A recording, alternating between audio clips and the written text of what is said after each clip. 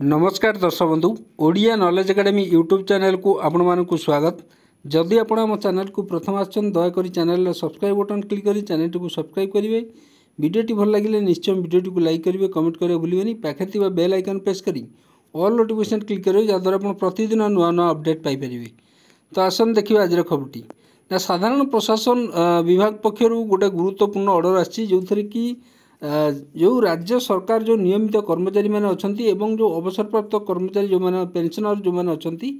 से गोटे सरकार नुआ नियम गोटे तैयारी करेंगे। जो नुआ नियम रे कौन अच्छी आज आम से विषय जाना जो राज्य नियमित सरकारी कर्मचारी और अवसरप्राप्त जो कर्मचारी मैंने अच्छा से द्वारा उपकृत हो पारे। तो आसन देखिए आज मुख्य खबरटी कौन अच्छी। तो ओडिशा सरकार ये देखुए आपण साधारण प्रशासन विभाग अधिसूचना गोटे जारी करछंती जो थरे कि गतकाली जोटा आसी 6/8/2024 रे एठी कौन लिखाई ना जो पत्र संख्या 28053 रे कराइथिबा उपस्थापना को दृष्टि रखी जनशुणानी पोर्टाल उन्नतीकरण पई एवं सरकारी कर्मचारी तथा अवसरप्राप्त सरकारी कर्मचारी अभियोगर समाधान पई एक औपचारिक प्लाटफर्म प्रदान निमित्त राज्य सरकार निम्नलिखित अभियोग परिचालना नियम को सूचित करछंती। जो सरकारी कर्मचारी एवं अवसरप्राप्त सरकारी कर्मचारी जो मैंने अच्छा से जो अभियोग अच्छी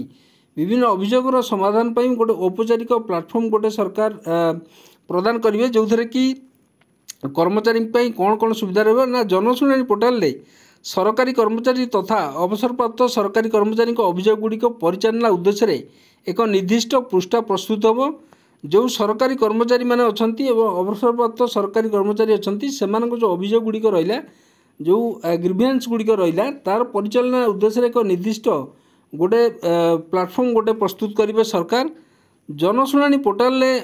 आरोप निमंते समस्त मुख्य कार्यालय गुड़िक उपखंड स्तर ठारू आरंभ करी राज्य स्तर पर्यंत निजर अधस्तन कार्यालय स्तर गुड़िक चिन्हट करेंगे।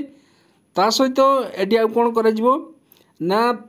राज्य सरकार को समस्त जो कर्मचारी रहिले सेवा करुवा एवं अवसरप्राप्त सरकारी कर्मचारी जनशुणानी पोर्टाल रे हियर इन आफ्टर रिफर्ड आज टू द पोर्टाल निजर अभियोग दाखल करने आवश्यक से निजर अभियोग दाखल करेंगे जनशुणानी पोर्टाल रे। अभियोग दाखल करने पूर्व समस्त कर्मचारी थरे पंजीकरण करने बाध्यतामूलक अटे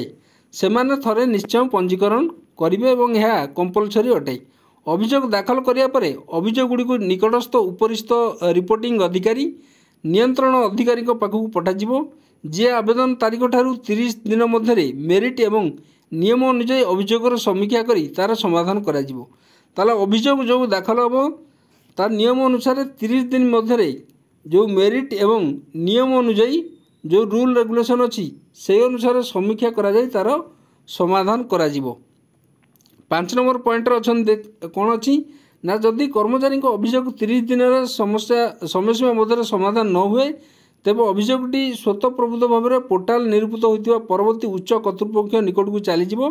साधारणतः यह जिला स्तरीय कार्यालय किंबा जिलापाल कार्यालय हम यही स्तर संपुक्त कर्तृपक्ष निकट में 30 दिन एक समय सीमा उपलब्ध रहा अभियोगर समाधान करा जाई कार्यानुष्ठान विवरणी पोर्टाल रे संलग्न करा जिवो। 6 नंबर पॉइंट अच्छी जदि जिला स्तर में 30 दिन बीतीजा पर कर्मचारी अभियोग समाधान न हुए तो अभियोगटी स्वयंचालित भाव में पोर्टाल मैप होता परवर्ती उच्च कर्तृपक्ष बा स्तर को चलीज। यही कर्तृपक्ष पोर्टाल निरूपित होता अनुजाई निर्देशालय स्तर किंबा विभाग स्तर हो पारे। समस्त कर्तृपक्ष पाखे अभियोग समाधान पर 30 दिन उपलब्ध रदि कौन विभाग निर्देशालय नहीं तेज अभियोगटी स्वयंचालित भाव में विभाग स्तर को चलीज जो 30 दिन मध्य अभियोग को समाधान करा जिवो। ताले जिला स्तर रु तापरे निर्देशालय एवं निर्देशालय जदि को विभाग नथिबो ताले ता विभाग स्तर को जिवो जो कि 30 दिन भितर से अभियोगटी समाधान करा जिवो नियम अनुसार। जदि कौन विभाग निर्देशालय थाए तो यही स्तर में 30 दिन बीती जावा पर अभियोग समाधान होई न थाए तेबे ता विभाग स्तर को चली जिवो जेउठार अभियोगर समाधान पर 30 दिन समय सीमा उपलब्ध हबो। 7 नंबर पॉइंट आप देखुते निर्देशालय जदि अभियोग समाधान होगा ठीक अच्छे जदि अभियोग 30 दिन भितर समाधान न हुए तार परवर्ती 30 दिन भितर आमर विभाग स्तर को चल विभाग 30 दिन मध्य तार समय सीमा धार्य कराई सेठारे तार समाधान करा जिवो। जदि समस्त स्तर अभियोग जणाइबा पर मध्य समय सीमा मध्य कर्मचारी अभियोग समाधान न हो पारे ताले कर्मचारी माने चाहिए विभागीय मान्यवर मंत्री किंबा मान्यवर मुख्यमंत्री को भेटी पारिबे। ताले विभाग स्तर जदि कर्मचारी अभियोग समाधान न हुए ताहले कर्मचारी माने किंबा अवसरप्राप्त जो कर्मचारी अछंती बा पेंशनभोगी अछंती सेमाने चाहिए विभागीय जो मंत्री अछंती किंबा मान्यवर मुख्यमंत्री को भेटिबे एवं निजर अभियोग जणाइबे। जदि कौनसी कर्मचारी सबु स्तर अभियोग न जणाई एवं अभियोग समाधान समस्त स्तर विफल होगा पूर्व अदालत एक मामला दायर करती तेबे राज्य सरकार कर्मचारी निकट में उपलब्ध समस्त प्रतिकार लाभान्वित होबारे विफल होइतिबा कारण तांको लिखित आवेदन को खारज करने अदालत प्रार्थना कर अधिकार संरक्षण करेंगे। ताले एठी कुआई राज्य सरकार पाखक आगे निजर अभियोग नहीं जिबे जिला स्तर उपखंड स्तर आरंभ करिकी जिला स्तर निर्देशालय तापर विभाग स्तर को तापर विभागीय मंत्री तापर आपण मुख्यमंत्री पाखक जिबे जदि न जिबे सीधा सड़क अदालत जिबे ताले आपणकर अदालत रे से मामला को खारज करने सरकार मध्य प्रार्थना करिपारंती। अभियोग समाधान मौलिक गठन उपखंड स्तर जिला स्तर निर्देशालय स्तर जेठार प्रযোज्य एवं शेष विभाग स्तर बा राज्य मुख्यालय हेबा उचित। ताले एहीपरि भाव में उपखंड स्तर जिला स्तर एवं निर्देशालय स्तर शेष राज्य मुख्यालय अभियोग समाधान हम। पंजीकरण समय तापर अभियोग उपरिस्थ कर्तृपक्ष निकट को जीवार प्रत्येक पर्यायर आवेदनकारी को निज अभियोगर स्थिति अवगत कराइए आवेदनकारी निकट को एक SMS पठाଯିବ जहाँद्वारा कि SMS माध्यम आवेदनकारी जानीपर तांकर अभियोगर समाधान है कि नहीं एवं सेमानकर अभियोग वर्तमान कौ स्तर में पहुँची आवेदन को प्रत्याख्यान करागले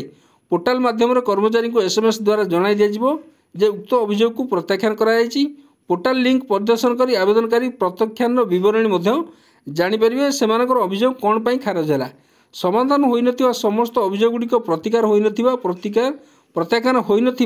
समय सीमा समाप्त होगा पर स्वयंचालित भाव में मान्यवर मुख्यमंत्री को अभियोग प्रकोष्ठ को चलीजिवो एवं विभागीय मुख्य को अभियोग समाधान न होबार यथार्थ कारण दर्शाइबा पड़िबो। ताले जो विभाग रे अभियोगर समाधान न हुए जेतोले मान्यवर मुख्यमंत्री पाखक अभियोगटी चली जाए सेटारे विभागीय को जणाया पड़िबो विभागीय मुख्य को जणाया पड़िबो जे कोन पई अभियोगटी समाधान हेलानी एवं ता कारण मध्य तांको दर्शाया पड़िबो। ओडिशा सरकारी कर्मचारी आचरण विधि जो नियम अच्छी 1959 नियम 23 अनुसार कौन सरकारी कर्मचारी तांको सरकारी नियुक्ति पदोन्नति देय अन्य सेवा शर्त प्रसंग में कौन कर्तृपक्ष उपर कौन प्रभाव आने को चेष्टा करेंगे नहीं। व्याख्या जड़े अधिकारी तरफ जड़े बाहर व्यक्ति द्वारा मध्यस्थता तांकर सरकारी स्वार्थ को आगक बढ़ाइवाई अतिरिक्त प्रभाव आने को अधिकारी उद्यम भाव में विवेचना करा समस्त सेवा करथिबा सरकारी कर्मचारी द्वारा यह नियम पालन करा जेहेतु सरकारी कर्मचारी अभियोग परिचालना निमित्त जनशुणाणी पोर्टाल स्वतंत्र प्लाटफर्म उपलब्ध होबार अच्छी किछि मास समय आवश्यक तेणु सरकारी कर्मचारी माने समय सीमा मध्य अभियोग समाधान नहले उपरिस्थ उच्च कर्तृपक्ष को भेटी सेमानकर अभियोग आवेदन करने को अनुमति प्रदान करा थरे जनशुणाणी पोर्टाल पूर्ण रूप प्रस्तुत हो कार्यकारी भाव एपरी सुविधा विषय एक विज्ञप्ति जारी करा तापर समस्त अभियोग केवल ऑनलाइन मोड्रे जनशुणाणी पोर्टाल माध्यम ग्रहण करा यही समय पर्यंत यह धार्य कराए जे जदि तुरंत निम्न स्तर निर्धारित समय सीमा मध्य अभियोगर समाधान हो न था तेज परवर्ती उच्च कर्तृपक्ष को भेटा पूर्व संपुक्त कर्मचारी माने आवश्यक स्थले मुख्यालय छाड़ा अनुमति सहित प्राधिकृत कर्तृपक्ष रिपोर्टिंग कर्तृपक्ष ठारू छुट्टी नेबे अभियोग उद्देश्य जिलापाल को भेटा अनुमति नेबे एपरी अनुमति मागे फॉर्मेट संलग्न के रे आवेदन जो आनेक्सर ए रे आबद्ध सेवारे थिबा एवं अवसरप्राप्त सरकारी कर्मचारी निजर को यह निर्देशावली अणाଯିबा आवश्यक। एटी आपण देखिपारथिबो राज्यपाल निर्देश क्रमे सुरेंद्र कुमार जे अतिरिक्त मुख्य शासन सचिव अछंती ताकर मध्ये सिग्नेचर गतकाली जो आमर ये ऑर्डरटी आसला। तो आज रहा खबरटी जदि आपको खबरटी भल लगे दयाकोरी चैनल को सब्सक्राइब करेंगे वीडियो को लाइक करेंगे कमेंट करेंगे शेयर करेंगे भूलें जहाँद्वारा आप प्रतिदिन नुआ नुआ अपडेट पाइपर। धन्यवाद।